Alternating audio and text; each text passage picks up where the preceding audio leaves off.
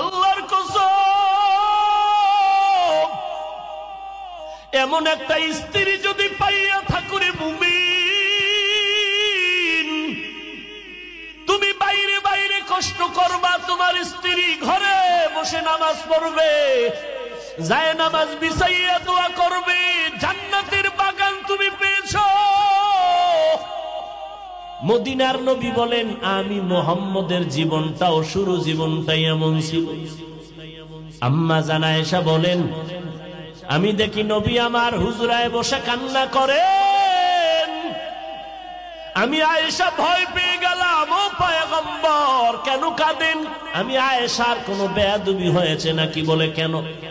আয়েশা রাদিয়াল্লাহু আনহা বলেন, পয়গম্বর 6 বছর বয়সে আমার সাথে আপনার বিয়া হয়েছে। আমি আয়েশার বয়স কত? 6 বছর আমি আয়েশার বয়স। আপনার সাথে তখন আমার বিবাহের বন্ধন হলো। আমি আয়েশার যখন 9 বছর বয়স হলো, তখন আমি আপনার ঘরে আসলাম। ও পয়গম্বর, আমার বয়স মাত্র চলতেছে এখন 10, 11, 12। আম্মা জান আয়েশার 6 বছরে বিয়া, 9 বছরে নবীর ঘরে আসলেন।